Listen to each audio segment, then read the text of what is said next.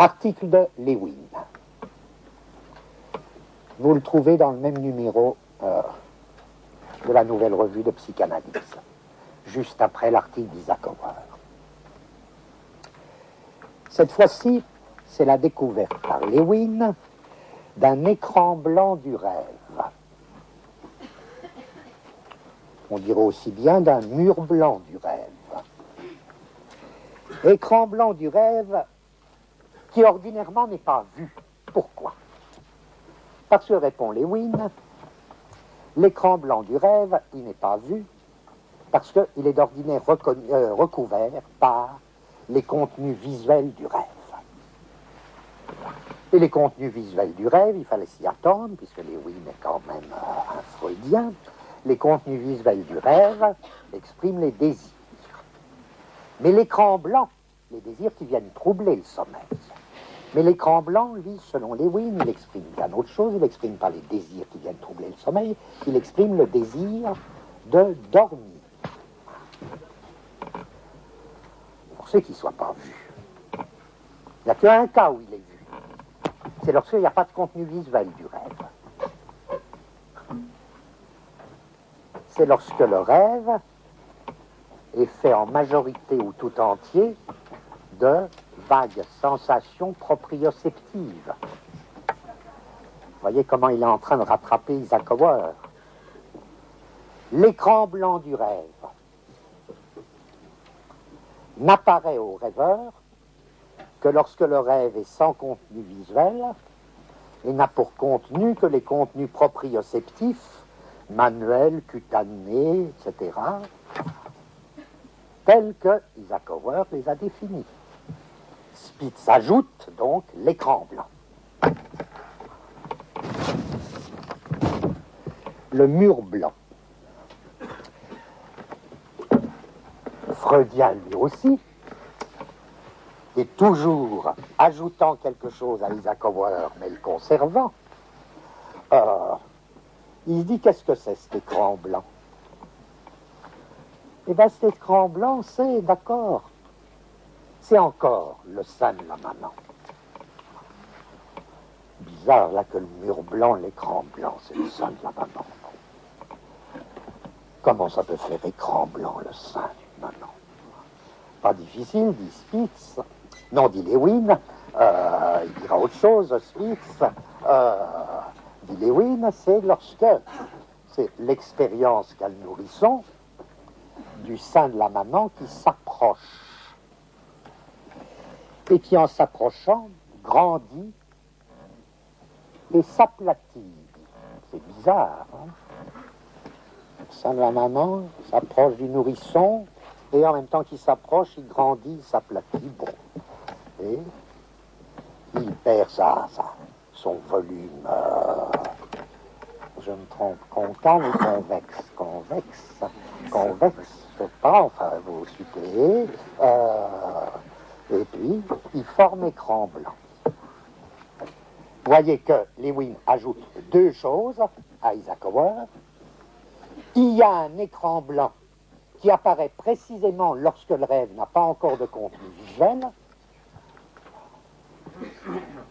Et puis, cet écran blanc représente le sein qui s'approche et s'aplatit. Vous voyez, il dit, mais non, l'écran blanc, il a un rôle que Lewin n'a pas vu. C'est pas du tout le sein qui s'approche et qui s'aplatit. Il ne représente pas ça. Il représente le visage amer sur lequel l'enfant se guide pour prendre le sein.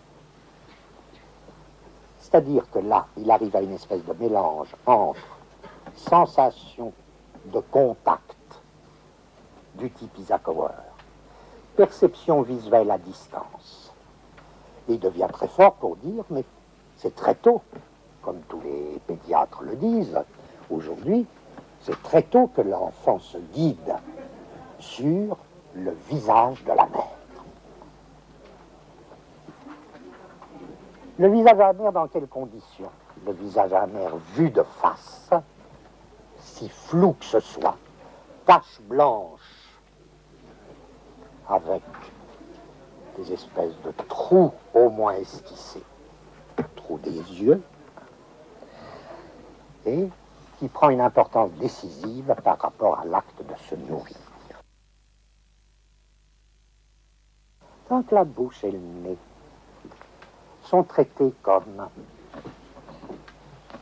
soit des volumes, soit des cavités,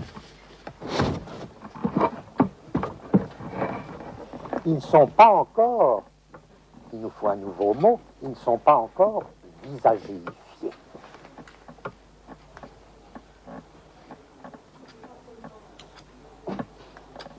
Je dirais presque, pour parler plus simplement, ils font partie du corps.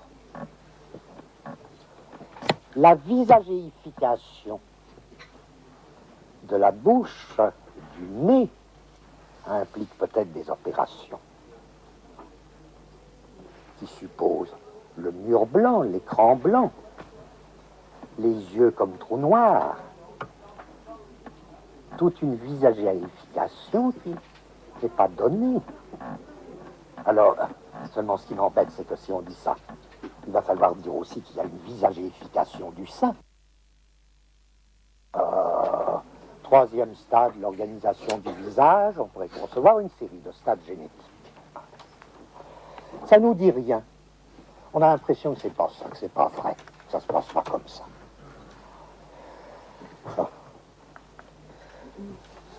Seconde chose que nous voulons éviter, y voir des positions phénoménologiques. On dit c'est pas ça non plus. Pas ça non plus, c'est pas des histoires de regards qui s'affrontent. C'est pas le regard du nourrisson qui cherche le regard de la maman. Non, là on sent le spiritualisme qui revient au galop là-dedans, c'est pas ça. La preuve, c'est quand c'est un masque, le nourrisson, ça marche aussi. Un masque avec deux trous. Ou bien quand c'est un masque avec des yeux, il tire sur les yeux. Tiens, il les arrache comme des petites balles. Donc on ne veut pas non plus que ce soit des positions phénoménologiques.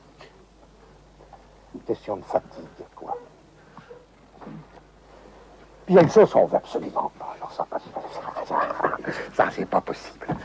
On ne veut pas que ce soit une histoire d'intégration d'objets partiels. Et pourtant, on sent que c'est là. Hein, c'est où le danger, il est là. La main du nourrisson, la bouche, le sein, les yeux, le mur blanc pour intégrer tout ça. Hein. Pourquoi on ne veut pas? Parce qu'on a une grande méfiance à l'égard des objets partiels. On dit non, on n'a pas l'impression que notre machine, elle fonctionne comme ça. Qu'est-ce que c'est que cette histoire d'intégration d'objets partiels? On voit d'ici revenir alors le corps morcelé du nourrisson, qui s'intégrerait petit à petit, et puis alors cette liste d'objets, main, sein, bouche, des yeux, on peut en ajouter, on peut faire une liste de tels objets. Bon, on ne voudrait pas, non, c'est pas qu'on ne veut pas, on ne voudrait pas. Bien sûr, on ne voudrait pas non plus, dernier point, que ça ait à faire avec une espèce d'organisation structurante, structurale. Pourquoi? Parce que là aussi, si on retient seulement, il faut nous accorder le début, si on retient notre machine abstraite dont on ne sait absolument pas ce qu'elle fait, on sait juste qu'elle fonctionne puisque les petites balles marchent, puisque le mur blanc est là, le trou noir est là, ça marche tout ça. On ne sait pas à quoi ça sert, mais ça marche. Eh bien, on est déjà dans un tout autre domaine que celui des objets partiels, des organisations structurales, structurantes, des axes génétiques, etc. Donc qu'est-ce que ça peut être? Comment nous, on pourrait poser le problème? Pour plus de clarté, je veux dire, là, j'y vais dur. J'essaie de donner la réponse parce que sinon ça va être trop confus si je fais semblant de la découvrir. Est-ce qu'on ne pourrait pas dire ceci? Le corps, eh bien le corps, il est animé de mouvement. C'est pas en termes d'objet, il faut le penser, c'est en termes de mouvement. Vous allez me dire, c'est pas fameux de dire ça, parce qu'enfin, tout le monde sait que le corps, ça bouge. Aussi, c'est pas ces mouvements-là qu'on veut parler. On veut parler de mouvements plus secrets.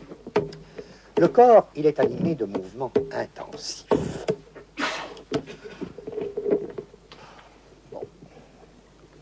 Qu'est-ce que c'est, des mouvements intensifs? Qu'est-ce que c'est, ces mouvements-là? Disons, parce qu'on a déjà employé beaucoup de formules, et puis on ne va pas plus la justifier, le moment n'est pas venu, je crois.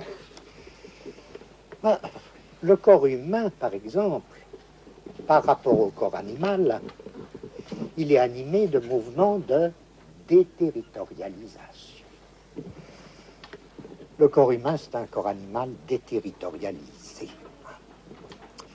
Rappelez-vous la belle page de Nietzsche, lorsque pour la première fois le poisson sort du marécage et arrive dans l'air, que petit à petit il va s'élever sur ses deux pattes, etc. Toute l'histoire du corps humain, de la stature verticale, est une vaste histoire de déterritorialisation. Prenons quelques exemples, parce que... Donc, nous ne pensons pas en termes d'intégration d'objets partiels, je dis, nous pensons en termes de composition, de mouvements de déterritorialisation relatifs les uns aux autres. Alors, j'ai qu'à prendre ma liste. La main. La main, c'est une patte, c'est bien connu, tout le monde l'a toujours dit, c'est une patte antérieure déterritorialisée, à la lettre arrachée à la terre. Bon, ça au moins c'est un fait.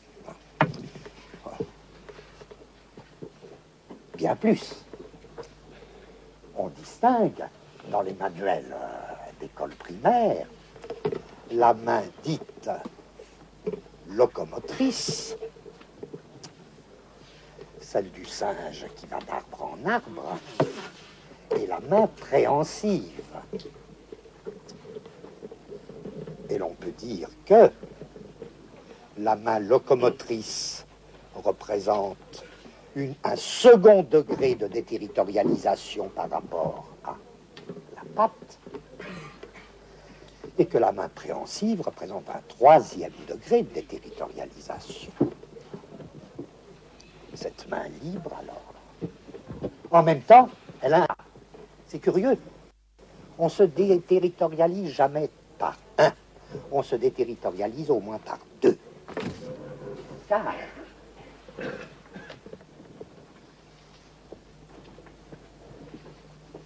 on veut dire c'est important cette histoire, c'est important pour nous. C'est-à-dire que la main, jamais on la traitera, nous, comme un objet partiel. C'est l'idée d'un coupeur de main, ça. Dire la main, c'est un objet partiel. Évidemment. C'est du Frankenstein. Ou les yeux comme objet partiel, mais ça ne va pas, non. Ça ne va pas, c'est des dépeceurs, c'est des anatomistes. Après, ils auront bon jeu pour essayer de faire fonctionner le corps par intégration d'objets partiels. C'est nous. La main pour nous. Enfin, c'est pas une main coupée, c'est pas un objet partiel. C'est le support d'un mouvement, ou même, il faut trouver un autre mot que support, c'est l'agent d'un mouvement de déterritorialisation qui doit être à la lettre qualifié, mesuré, quantifié. Il y a des vitesses de déterritorialisation. Bon. Je dis on ne se déterritorialise jamais à un. C'est que la déterritorialisation de la main a pour complément quoi? Elle a pour complément l'objet outil, l'objet d'usage. Quand la main cesse d'être locomotrice pour devenir préhensive, qu'est-ce qu'elle prend? Ce qu'elle prend sera dit, même si c'est un saint, sera dit objet d'usage ou outil. qu'on appellera une machine, nous, c'est déjà, je ne dis pas que c'est le tout de la machine, mais c'est l'ensemble des deux. Bon, voilà un premier niveau. Deuxième niveau, la bouche.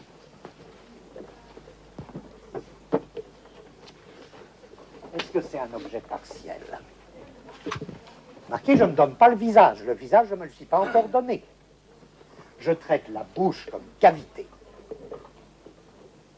faisant partie du corps animal, faisant partie de ce qu'on appelle la gueule ou la tête, et n'appartenant pas à un visage.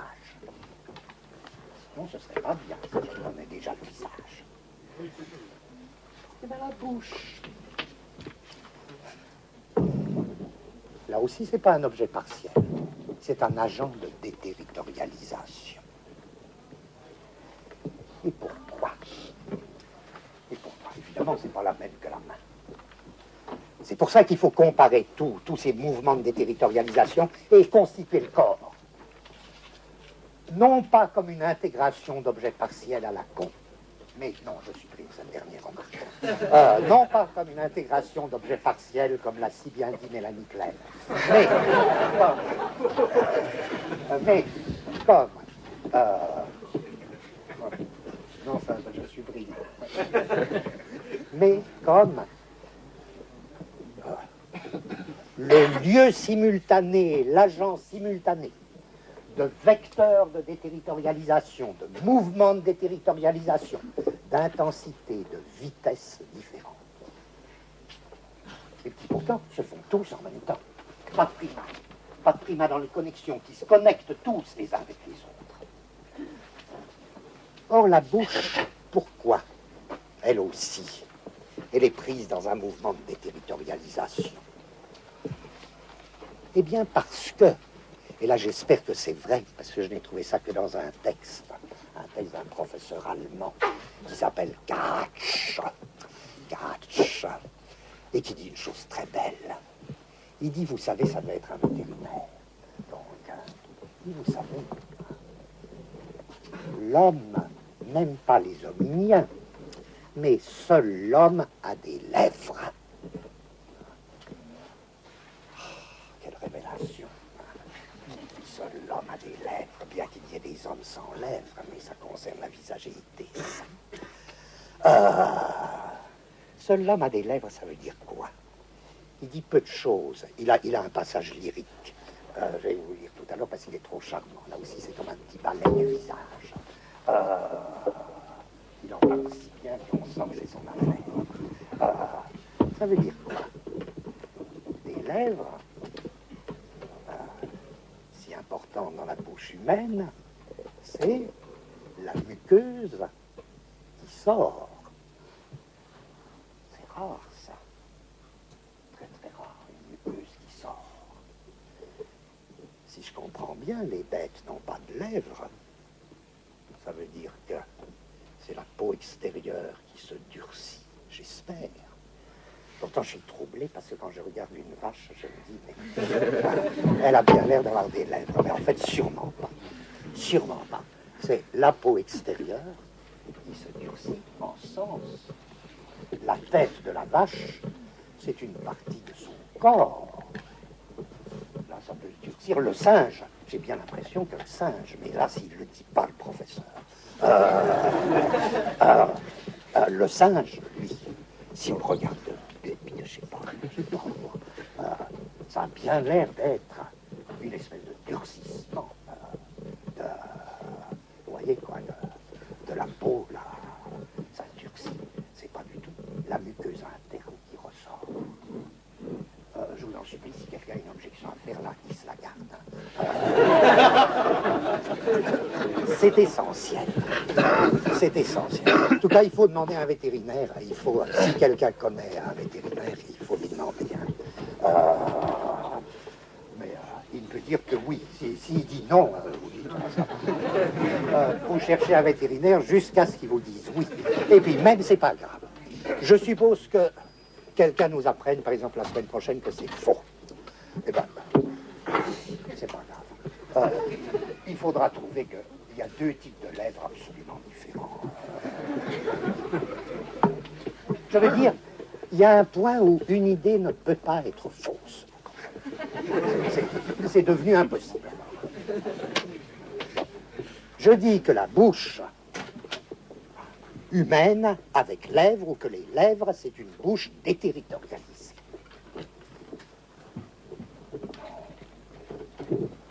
Les muqueuses, qui sont la paroi de cavité corporelle, sortent à l'extérieur, se déterritorialisent.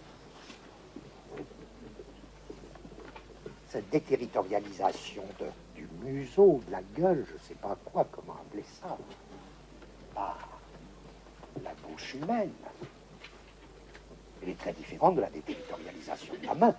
N'empêche que ça va ensemble, tout ça. Elle a aussi un corrélat. C'est quoi? Le même professeur nous apprend que si seul l'homme a une bouche garnie de lèvres, seule la femme a des seins. Ah. Et là, c'est de toute évidence vrai. Qu'est-ce que les animaux ont? Les animaux ont ce qu'on appelle techniquement une glande ou des glandes mammaires. N'importe quel vétérinaire fait la différence entre des glandes mammaires et des seins. La différence est celle-ci, c'est que le sein, c'est une glande mammaire déterritorialisée. Pourquoi? Par stature verticale. Pourquoi? Quelle différence? La différence technique semble être celle-ci, à savoir que le sein, c'est une glande mammaire entourée de tissus musculaires et graisseux. Bon. Je peux dire, les lèvres ou la bouche avec lèvres, c'est une gueule déterritorialisée. Le sein, c'est une glande mammaire déterritorialisée. J'ajoute, chose très importante, que dans mes deux couples déjà, main, outil ou objet d'usage, bouche, sein, on peut dégager une première loi de la déterritorialisation. Cette première loi, alors on se dit, tiens, ce serait amusant de faire une série de lois de théorèmes de déterritorialisation. Le premier théorème de déterritorialisation, c'est lorsque deux organes sont déterritorialisés en complémentarité l'un de l'autre, l'un se reterritorialise sur l'autre et inversement. C'est un théorème de toute clarté. La main est une patte, la main préhensive est une patte ou une main locomotrice déterritorialisée, devenue vide, arrachée à la terre ou arrachée aux arbres. Elle a pour corrélat l'outil qui est, au plus bas, un matériau déterritorialisé. Territorialité, déterritorialisation, reterritorialisation sont trois notions irréductibles les unes aux autres. La reterritorialisation, c'est une opération absolument spécifique, qui généralement se fait dans le cadre de ce qu'on appelle l'artifice, ou les artefacts, l'outil artificiel. Le sein. D'accord, s'il n'y a pas déjà un artifice dans l'allaitement avec stature verticale, en tout cas le biberon, c'est un artefact. Bon, reterritorialisation de la bouche sur le sein et du sein sur la bouche, c'est l'allaitement. Bon.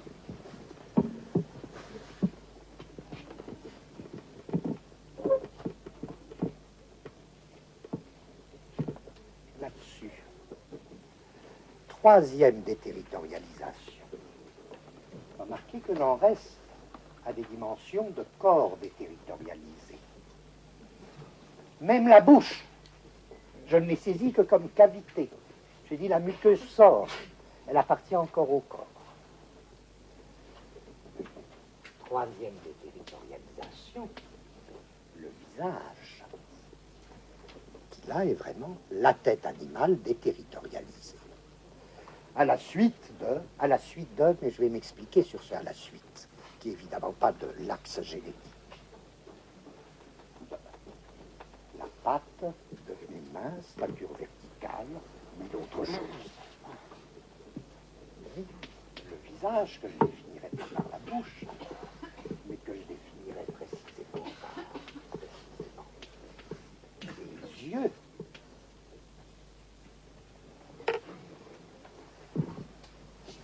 Les yeux qui voient.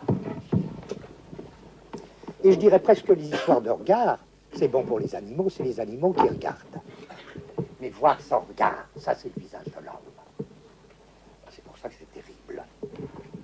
Je ne sais pas si vous vous rendez, c'est un conte de terreur que je raconte là. Les objets partiels, c'est rien à côté. La vraie terreur est là. Ces yeux, ce visage qui vient quoi. En tout cas, je dis, c'est un mouvement de déterritorialisation qui est beaucoup plus, peut-être beaucoup plus intense, beaucoup plus. Ce qui n'empêcherait pas au besoin d'être plus lent que les autres. Plus lent, ça veut dire qu'il arrive au but, qu'il arrive au résultat moins vite. D'où l'illusion des stades génétiques.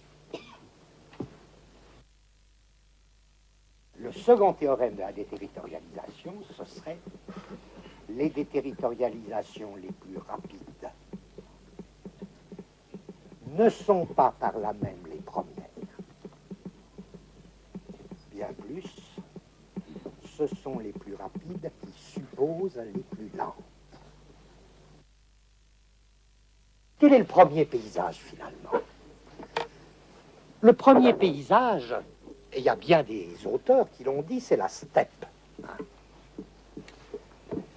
C'est là que la première fois, des yeux sans regard voient. C'est dans la steppe. Avant, il fallait regarder. Pourquoi? C'est les vieux évolutionnistes qui disent ça très bien. Le premier milieu, le véritable Umwelt animal, c'est la forêt. Vous remarquerez que dans la forêt, il n'y a pas de mains, ou il n'y a que des mains préhensives. Locomotrices. Le singe, il prend une branche, là, vous savez, il y a peut-être un petit début de main préhensive, mais petit, tout petit. Il n'y a pas de bouche. Il n'y a pas de visage. Il n'y a pas de voix non plus. C'est trop de bruit dans la forêt pour qu'on puisse parler. On ne peut pas parler. Les singes, ils ont, comme disent, c'est une belle expression, ils ont des sacs.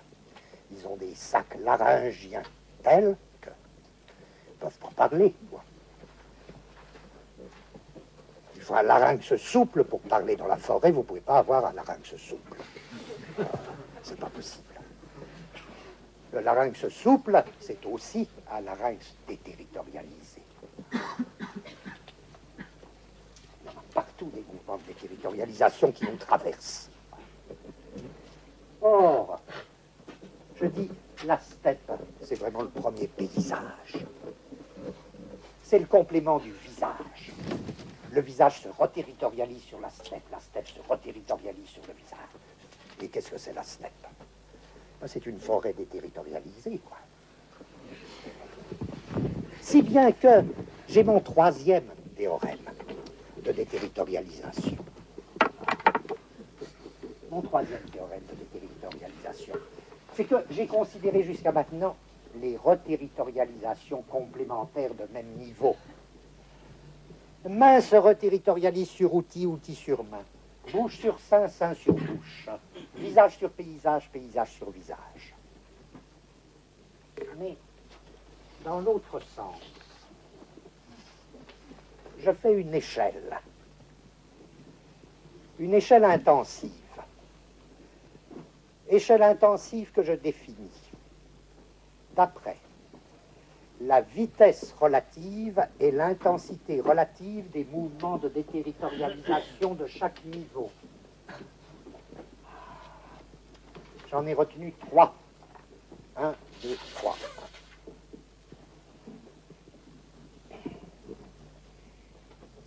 Et je dis, les plus lents à s'accomplir sont en fait les premiers à se faire. C'est les derniers à arriver, mais c'est les premiers à se faire. C'est pour ça que la psychologie génétique se trompe autant que les théories d'objets partiels. On est comme ça, on arrive à tout liquider d'un coup, c'est bien. Et se fait cette fois-ci du plus bas au plus haut, du plus rapide au plus lent, une reterritorialisation des mouvements les plus rapides sur les plus lents.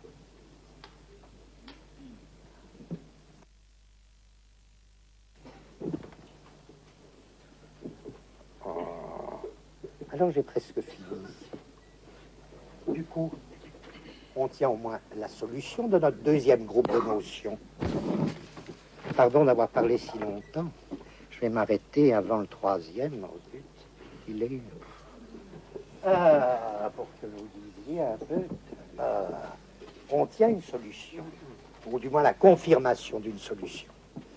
C'est l'histoire des appareils de pouvoir.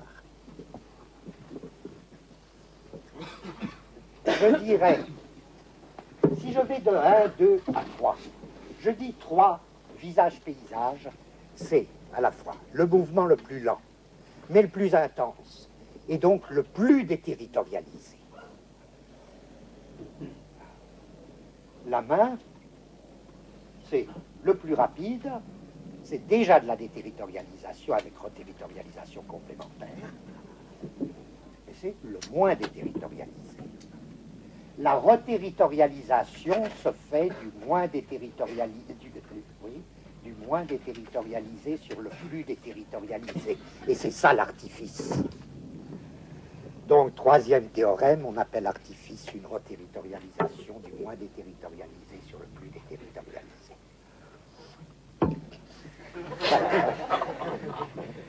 Alors, tout ça.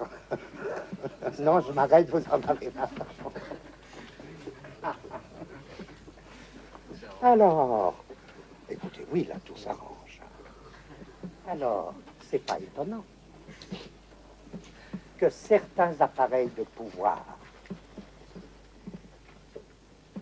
aient besoin du visage, en même temps qu'ils ont besoin du paysage. Ce sont les mêmes qui nous fixent des visages et qui nous font des environnements. Non. À savoir, est-ce que ce seraient les mêmes aussi qui auraient besoin qu'on soit tenu le long d'un mur blanc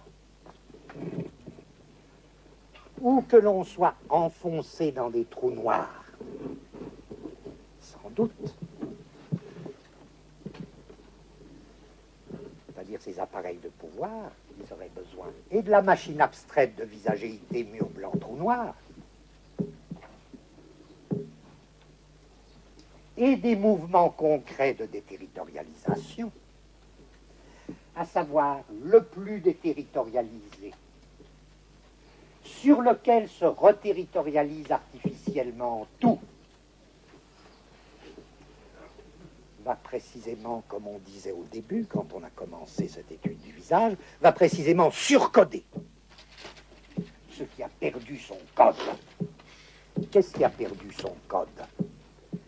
Eh bien, appartenait aux territorialités, à savoir, c'est le corps animal ou la corporéité humaine qui n'a pas cessé de se déterritorialiser de plus en plus, de se reterritorialiser par artifice, qui a besoin d'un surcodage, ayant perdu ses codes de corporéité. Donc, tant qu'il y a code de corporéité, avec maintien de territorialité, même si ces territorialités sont nomades, ce qu'on appellera en gros les primitifs, nomades, semi-nomades ou sédentaires. Il n'y a absolument pas besoin de visagéité. Absolument pas besoin d'appareil de pouvoir qui produit du visage. Absolument pas besoin de ces machines abstraites-là. Ils ont d'autres, pas du tout qu'ils n'aient pas des machines abstraites. Ils ont d'autres machines abstraites. Machines abstraites de danse, machines abstraites gestuelles,